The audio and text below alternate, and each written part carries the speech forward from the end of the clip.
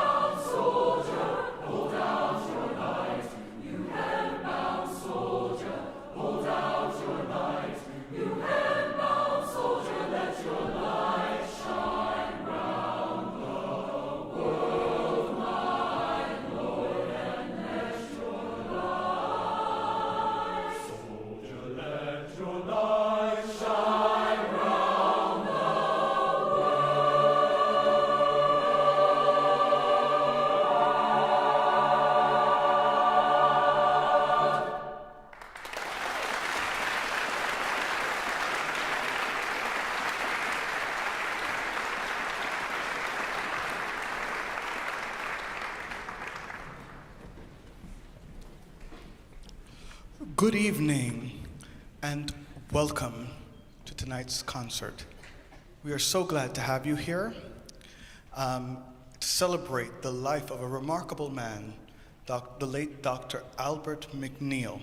That piece, Hold Out Your Light, is now going to be our choir's theme song because we are the light here at UC Davis, and that is our motto.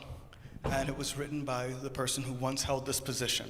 You'll hear a little bit more about Al McNeil and his contributions to the world, not just UC Davis, not just the Jubilee Singers, but he brought African American music to the forefront of the world. So he was very special to so many people. And so in just a second, you're going to hear from someone who sang here during Al McNeil's tenure. And he'll talk about his experiences with this extraordinary man. So I'd like to welcome to the stage Mr. Gregory Chang, all the way from Florida.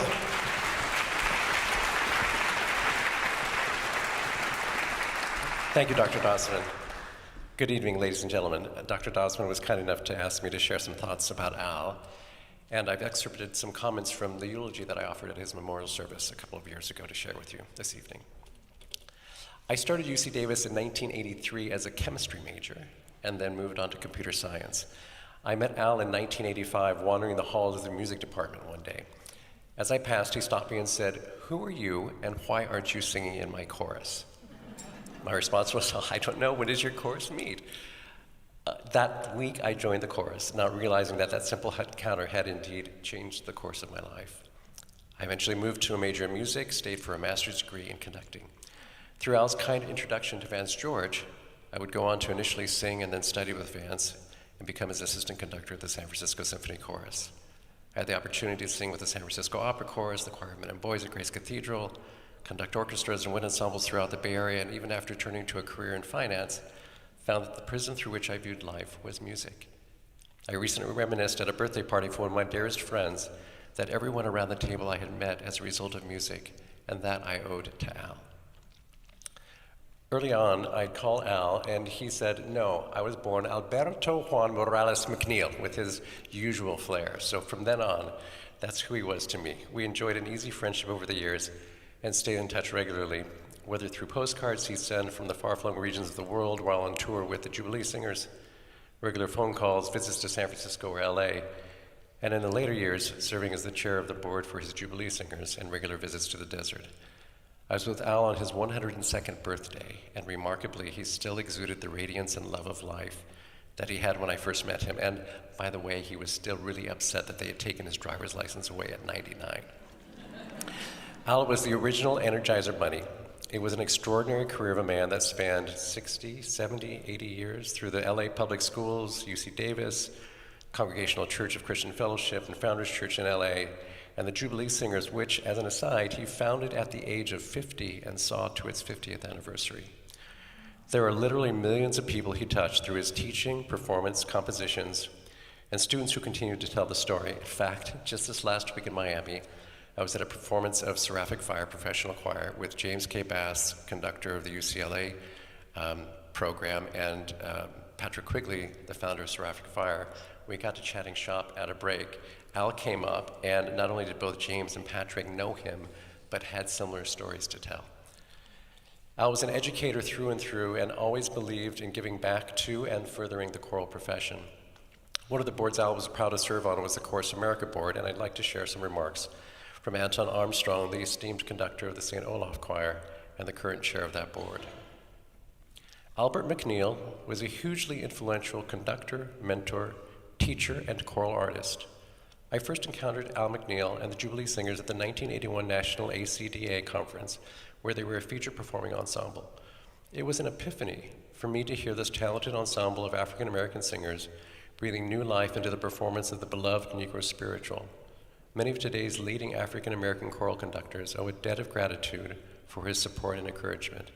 He led the way in opening the choral field for diverse voices, repertoire, and leadership, as well as being a leading advocate for African American, Latinx, and other marginalized choral voices in the US and far beyond. So in closing, I share a little of my own story with Al, knowing that each and every one of the alumni here, and those of you in the audience who knew and encountered Al on your path, could replace it with a similar story of your own. A story about someone who saw something in you that perhaps you didn't see or know to see yourself. A story about someone who offered the kind invitation to explore the world of music that changed or influenced your life. I'm grateful to Dr. Dosman, Dr. Taylor, Dr. White Clayton, the Jubilee Singers, the amassed choir, and the UC Davis Department of Music for the opportunity to continue to honor Al's legacy and his remarkable contributions to the craft through his celebration of music and the gathering of all of us here this evening.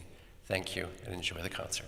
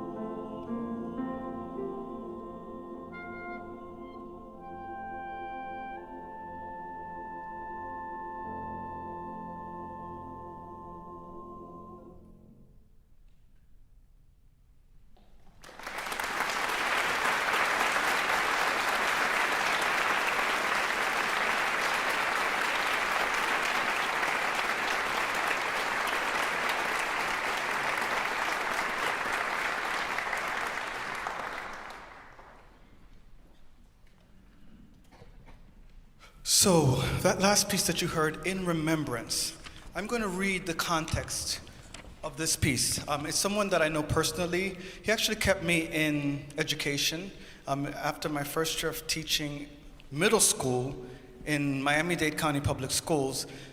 Let's just say it wasn't an easy first year. Anybody who's been a first-year teacher knows exactly what I'm talking about, and with middle schoolers. And I met Jeff Ames, and he kind of lifted my spirits and said, it will get better. And then I came across this piece, and this is what he said. In Remembrance is in response to the tragic accident that took the lives of Dr. William Potts, Becca, his daughter, and Anna, his youngest daughter, on July 4th, 2002. Now, Bill was a choral parent, and Becca was one of Jeff Ames' students during his time at Lincoln High School in Tallahassee, Florida. I bring this up because we all have experienced death. And Albert McNeil is no longer with us, and no matter how old one is when one passes, that loss is still painful. But I think this also represents hope, that one day we might be reunited, and maybe their spirit is with us. So we hope that you have enjoyed In Remembrance, although it was a different context. I know the pain of losing Al McNeil is very real for many people. And we hope you enjoy our final selection.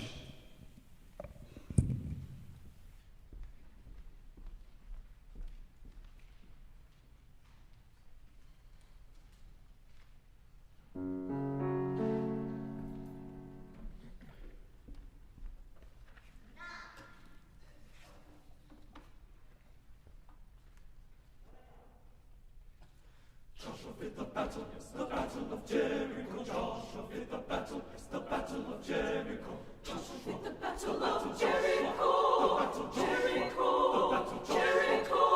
Joshua fit the battle of Jericho. The battle walls come tumbling down. Joshua fit the battle, yes, the battle of Jericho. Joshua fit the battle, yes, the battle of Jericho. Joshua fit the battle of Jericho. The battle Jericho. The battle Jericho. Joshua fit the battle of Jericho. The battle walls come tumbling down. The battle of Jericho. Joshua fit the battle. It's the battle of Jericho. Talk about your kings of Gideon. You can talk about your men of Saul. Yes, you can talk about your good old Joshua at the battle of Jericho.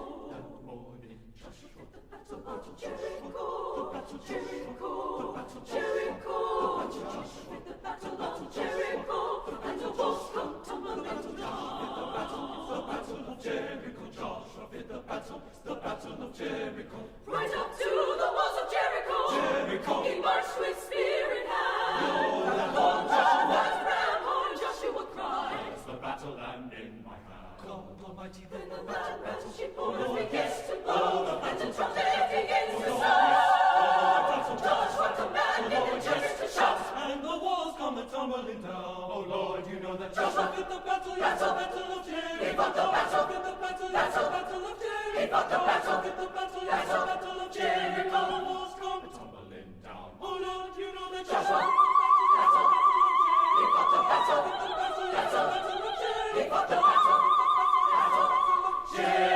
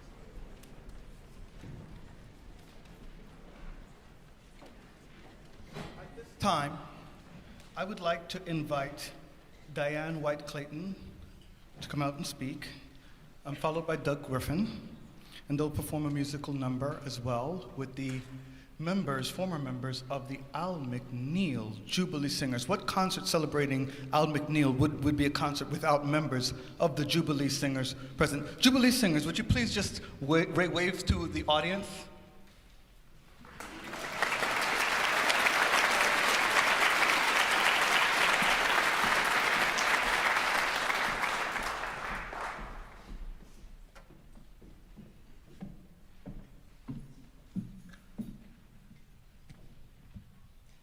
Good evening. Well, if Al was here, he would say again, good evening. Albert McNeil personified so many things. He not only was a brilliant choral conductor, a champion of young artists, but he was also a promoter of young African American composers, like several of the songs, the composers of or arrangers of the songs we just heard, as well as the next one you'll hear.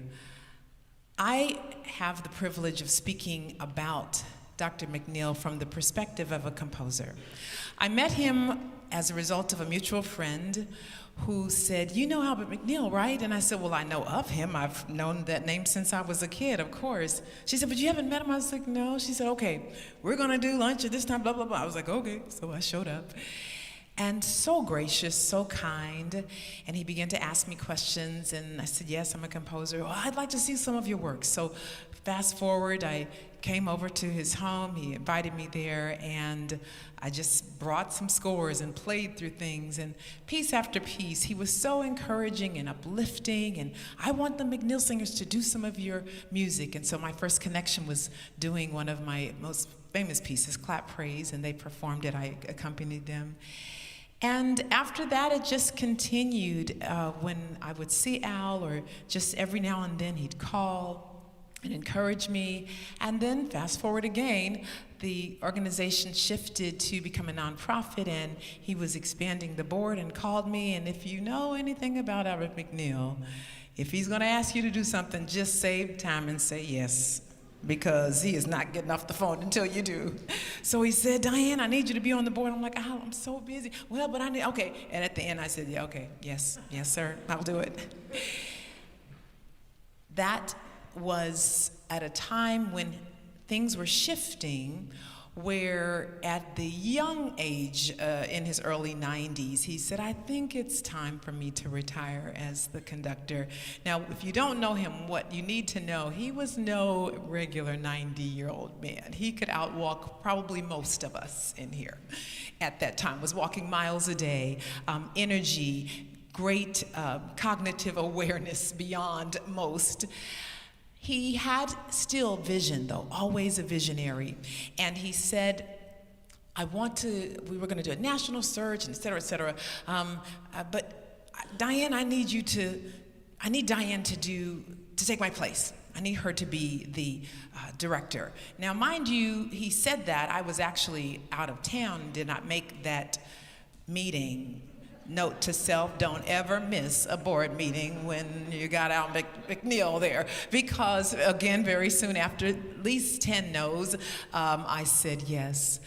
Part of my no's really had to do with such a lofty position. I felt humbled beyond words. And to be able to take on this incredible singing aggregation, there are hundreds who have come through the Albert McNeil Jubilee Singers. We only have 3 of them here tonight, but normally there is at least 15 to 20 that would be singing. So when you see us sing, just, multiply in your minds. But what I wanted, before I sing this spiritual that I'm going to sing, what I wanted to say as a composer, an African-American composer, who does spirituals, and I do gospel, and I do standard classical music, it's not always as easy to get into certain places. But to have someone who did not just promote you, but who really got you, and who was able to see beyond even what you could see, that was a privilege, an honor, and a blessing, and I will always, always hold a very dear place in my heart for him. I'm switching around a little bit the order that you have. So this is a spiritual that I arranged for solo voice, and it's called Nobody Knows the Trouble I've Seen. There is a long-standing tradition that I am a part of. It's nothing special for me alone to do. So many African-American composers, dating back as early as the 1800s actually, took these folk songs, these spirituals, these songs breathed into the world by enslaved people in this nation, and using the melodies as source material, arrange them in classical setting. Nobody knows the trouble that Al McNeil saw as a man of African descent who just broke records, who did things that many weren't doing, who never said no, even when doors were slammed in his face. We have today 3 of the Albert McNeil Jubilee Singers who represent the various aspects of this organization. And if you happen to not know about them, you would do yourself well to learn this very important part of American history. Doug Griffin is going to come and speak on behalf of the singers. They literally are legendary, and I'm not going to say any more because I could say a whole lot. But you will also, he represents one who had so much to do with the various aspects of the singers, from choreography to administrative things to a star soloist and leading, staging, on and on and on. We also have another one of our singers who represents how oftentimes, because he also worked in the school system, Albert McNeil would see a young person who was a minor and hear their voice and say, "You need to be in my ensemble." And he'd do whatever he needed to do to get the parental, "I told you," he didn't say no. And that's what we'll also see in Joel Brown. And you also have one of the beautiful voices, they're all beautiful voices, but we also have Jessica Elizabeth, who represents that diamond, that voice where you don't hear that kind of voice very often, with the velvety, beautiful lower sound. So he was one who discovered talents, he was one who promoted, but I want you to listen to what it was like as Doug, the amazing Doug, give him a big hand as he comes and shares about being an Albert McNeil Jubilee singer. Doug Griffin.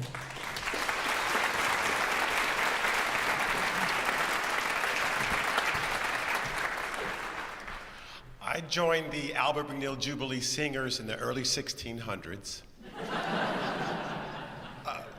Actually, I was a youngster because Albert took the Jubilee Singers in around 1967.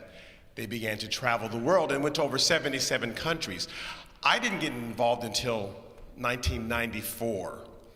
I thought that was not too long ago, but the gentleman I'm sitting next to, Matthew and Gabriel, the people, they were born in 2003, 2004. I was traveling the world when they were just a thought in their grandmother's eye. I was brought to the Jubilee Singers. A friend of mine dragged me to an audition and said, "I want you to come to this audition." And I had never heard of Albert McNeil. I don't know where I was. I must have been living under some rock. I had never heard of him before, but I went to accompany a friend. And she wanted to audition because she just loved this group. And so I'm waiting with her, and Al walked outside and said, "Well, aren't you gonna audition?" What? And you don't say no. And so I came in and just sang something. I guess he felt sorry for me. That's what it was. And I made the group, and I met this man, Albert McNeil, and Matthew asked me, what was he like? Because we're doing this big concert on behalf of him, and they've never met him. And if you were in a room and there was to be a crowd gathered around one person, that was Albert McNeil. He was in the center of it. He just sparkled. He just was delightful. He loved everybody. He was present with you. When he was with you, he was with you. When I joined the group, I discovered then what they sang. And I was wondering, do they sing jazz? Do they sing pop, gospel? What does this group do? Well, he decided that the Albert McNeil Jubilee Singers would major on spirituals. He felt it was his duty, his calling, to bring spirituals to the world. And he based it on the Fisk singers, the original Jubilee singers. I think in 1871, there was a small group of freed slaves who wanted to take this music that had been born in the plantations while they had been enslaved and sing it for the world. And they traveled all over in 71. They were raising money for Fisk University. And they sang before Queen Elizabeth. No, couldn't have been Queen Elizabeth. She's not that old. One of the queens. They sang for her, and that was the first time the world had heard this music called spirituals. And so I learned about this music. I had heard them a little bit, but what I learned about the music when I traveled with the Jubilee Singers was that these spirituals carried the history of my people, the 200-year history. These songs were not written to make money. Today, people come up with a hit tune and, oh, this will make a lot of money, which is not. There's no problem with making money. It's not bad. These songs weren't written to entertain. They were written to express the emotion that these people were going through as they were enslaved for 200 years. And so to have the ability to sing these songs and to truly understand them was rich. And so I got to travel the world now doing the same things that those singers had done 100 years before me. And I think the most memorable moment, because Matthew told me to say, Matthew didn't know that he wrote my speech, but I was quizzing him while we were sitting there, what should I talk about? I don't know what to say, because you can see that I'm quite shy. So Matthew was prompting me, and Matthew said, you should tell about what special thing, a special moment that you might have recalled. And the most special moment being in the group was when we went to East Germany. We were in Eastern Europe and Poland, and they did not speak our language. But they became packed into this church that had 3 levels. And it was the emotion of the songs that moved them. They didn't understand any English, but they were weeping with us as we were singing, or shouting with us as we were singing, because they could feel. And that's our biggest deal, was to feel the music. You have to feel the music. It's not to entertain you, it's to engage your spirit, engage your soul. And so as I invite Jessica and Joel up on the stage with me, I remember singing a song, trying to get ready. I'm ready to put on my long white robe. And the story that song tells is of a people who are recognizing that they've lost their homes. They'll never see Africa again. And they are imprisoned. But that this is not the final say. The world that they were seeing, they knew they had a home in heaven. And they're ready to put on their long white robes. There's a song called Wait on the Lord. Wait, because they who wait on the Lord will renew their strength. And one of our favorites was, Oh Mary, don't you weep, don't you mourn. Because it didn't matter what old Massa might have done to you.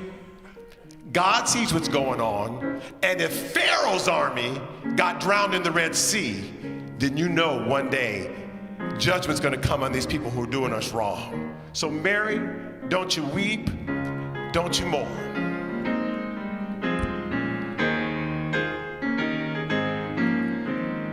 Oh Mary, don't you weep, don't you mourn. Oh Mary, don't you weep, don't you mourn. Pharaoh's army got drowned. Oh Mary, don't you weep. Oh Mary, don't you weep, don't you mourn. Oh Mary, don't you weep, don't you mourn. Pharaoh's army got drowned.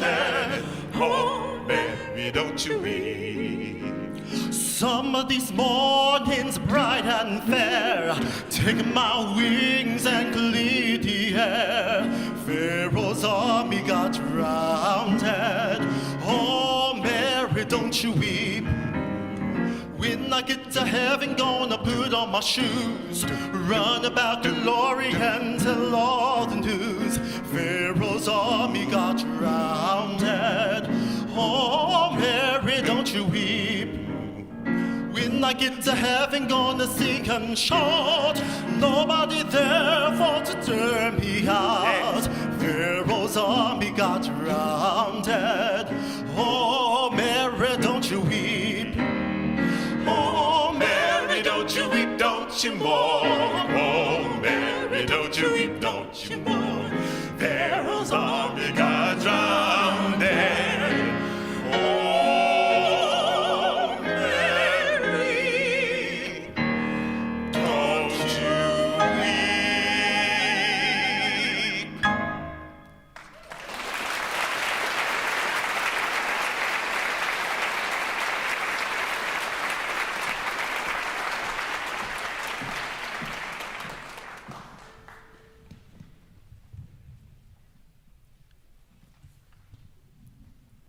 You grew.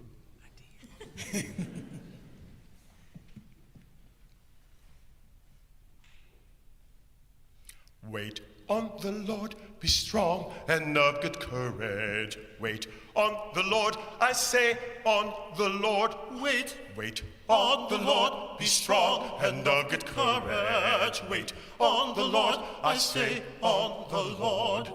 Wait on the Lord, be strong and of good courage. Wait on the Lord, I say on the Lord.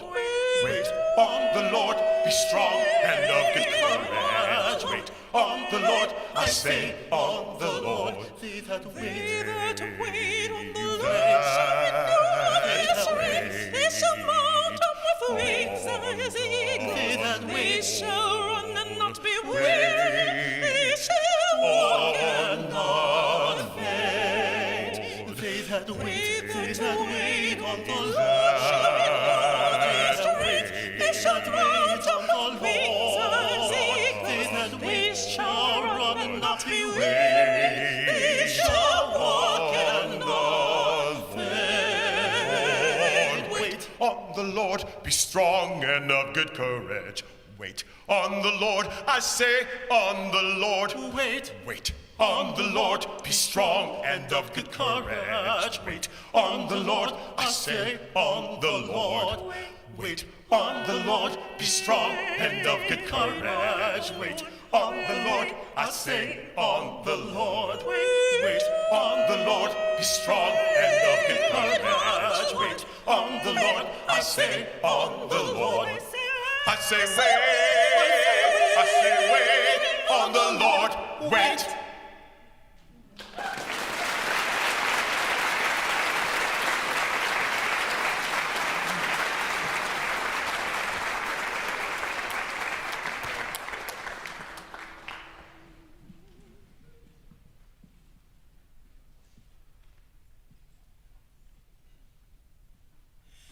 Trying to get ready,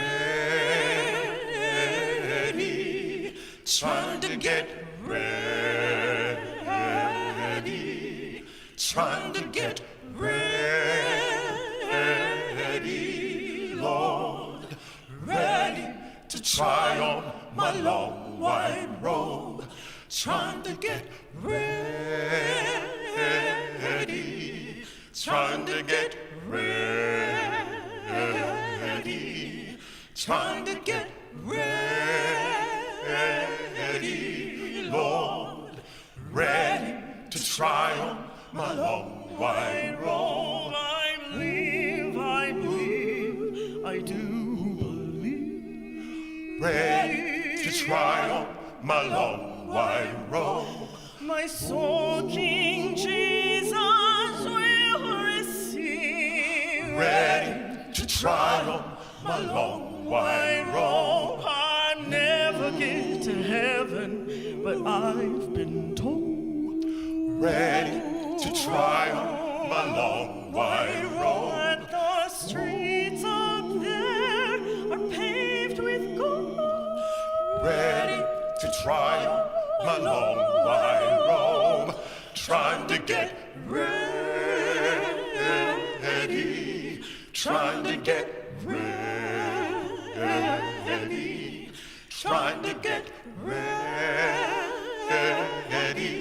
Lord, ready to try on my long white robe. The Jordan River is chilly and cold, ready to try on my long white robe. It chills the body, but not my soul. ready to try on my long white robe. I believe, I do believe.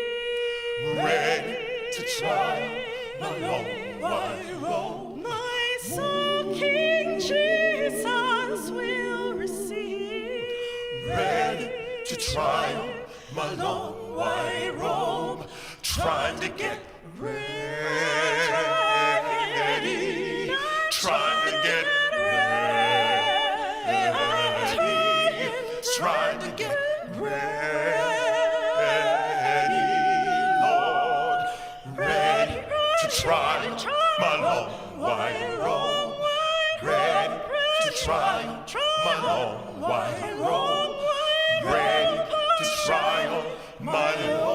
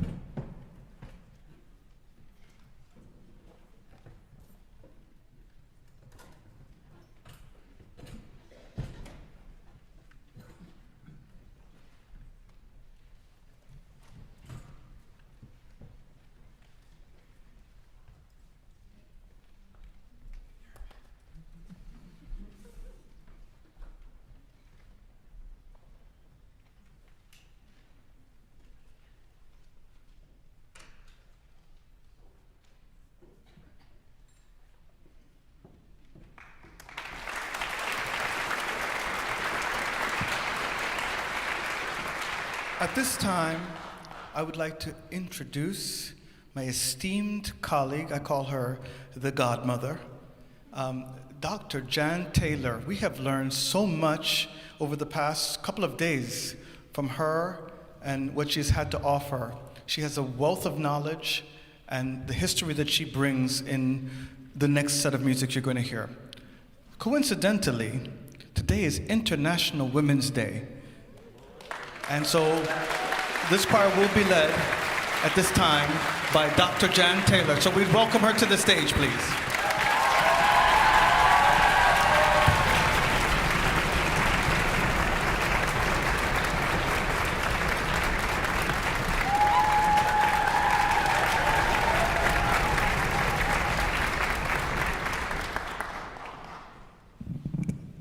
Good evening, everyone.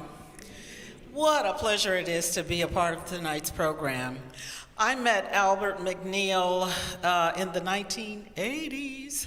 My first year teaching as a beginning teacher, and I was attending the Texas Music Educators Conference, which is our huge conference for music educators. And Albert McNeil was one of the key speakers and presenters that year. And at that time, there were very few black people that you would see at these conferences. And of course, when he spotted me and my couple of friends, he made a beeline to us. And that was when I met him for the very first time. And the brief conversation we had, I learned his entire life history. You know, he was a storyteller. But I tell you, my Albert McNeil is important to me for this reason. One, I grew up steeped in the performing of the concert arrangements of spirituals. At my church, I grew up working under Clyde Owen Jackson, who had been a student of William Dawson. So I kind of have I was at that close proximity to him in terms of knowing what those spirituals sounded like and their authentic type performance. But Albert McNeil is part of a long legacy. Doug mentioned the Fifth Jubilee Singers and their inaugural tour, 1871. Spreading these spirituals around the country and throughout the world. Well, following the Fifth Jubilee Singers, about the Harlem Renaissance period, then we had the name Hall Johnson.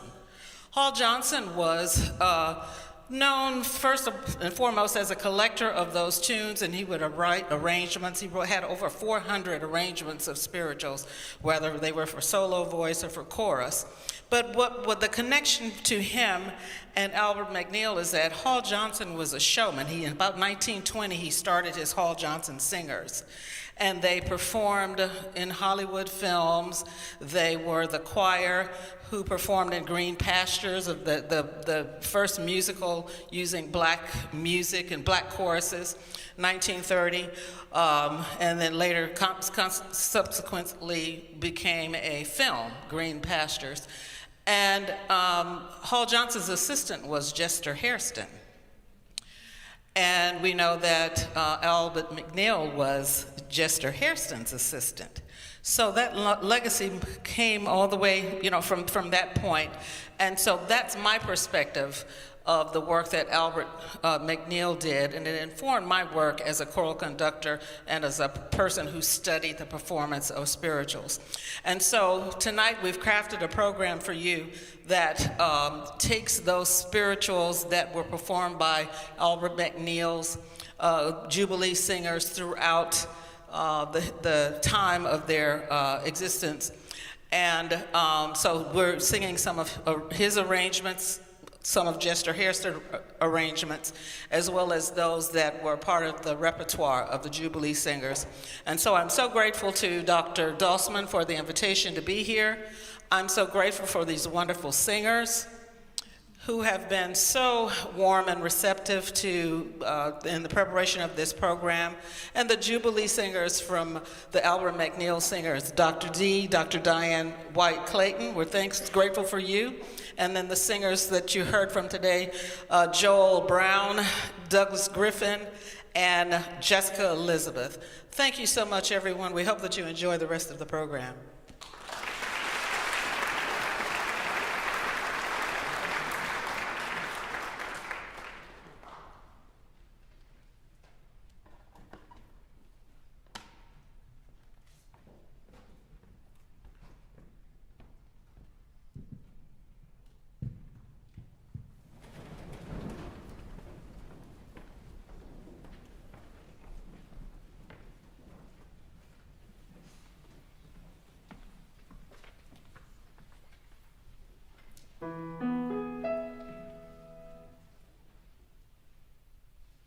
Every time I feel the Spirit moving in my heart, I will pray. Every time I feel the Spirit moving in my heart, I will pray. Every time I feel the Spirit moving in my heart, I will pray. Every time I feel the Spirit moving in my heart, I will pray. Upon the mountain, my Lord spoke, out his mouth came fire and smoke. Down in the valley, on my knees, ask my Lord, have mercy, please. Every time I feel the Spirit moving in my heart, I will pray. Every time I feel the Spirit moving in my heart, I will pray. Jordan River, chilling cold, chills the body but not the soul. Looked all around me, looked so fun. Asked my Lord if all was mine. Every time I feel the Spirit my heart I will pray. Every time I feel the Spirit moving in my heart I will pray. There ain't but one train on this track. It runs to heaven and right back. St. Peter waiting at the gate said, come on sinner, don't be late. Every time I feel the Spirit moving in my heart I will pray. Every time I feel the Spirit moving in my heart I will pray. Every time I feel the Spirit moving in my heart I will pray. Every time I feel the Spirit moving in my heart I will pray. I will pray.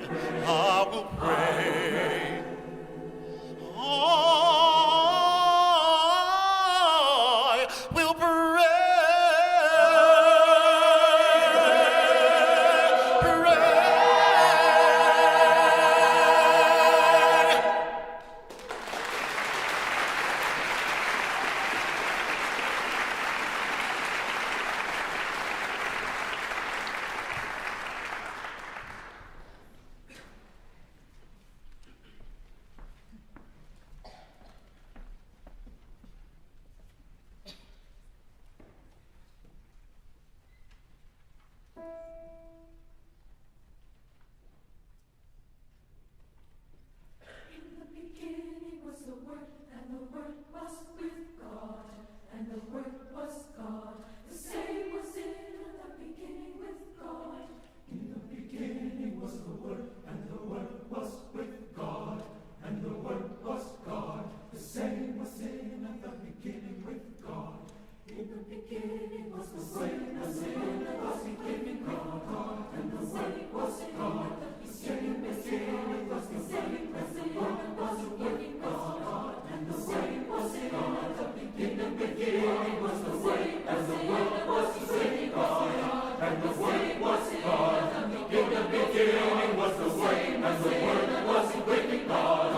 The Word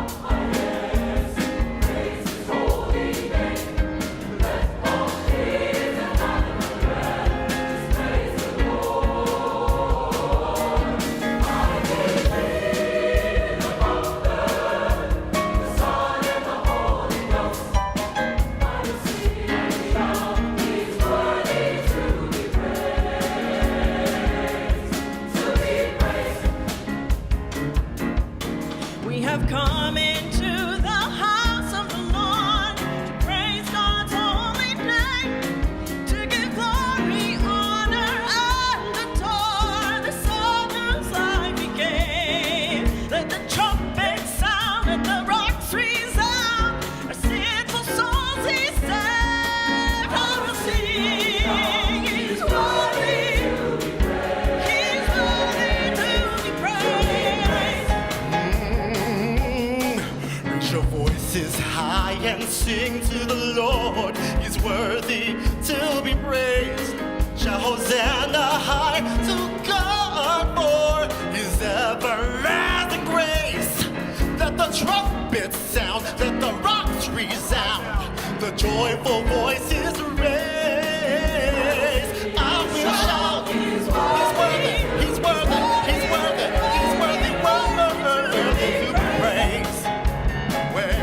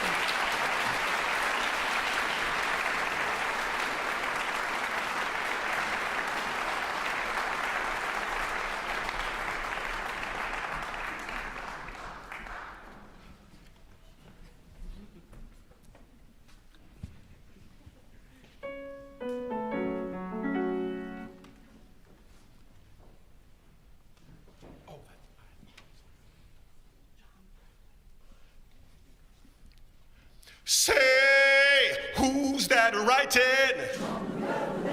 Who's that writing? What's John writing about?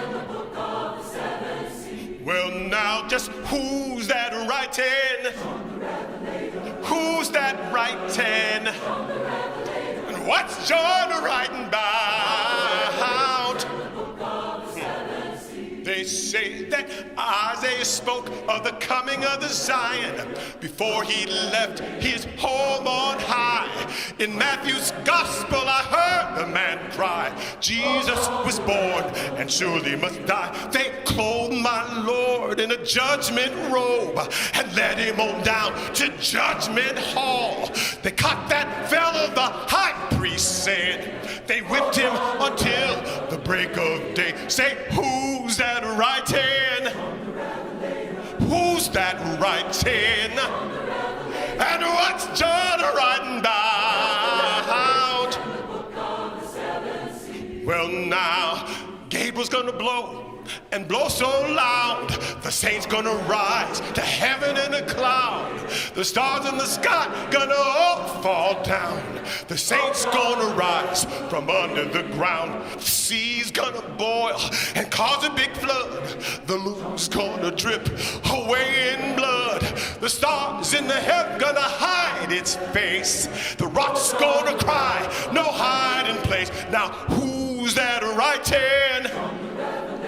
Who's that writing? And what's John writing about? The book of the seven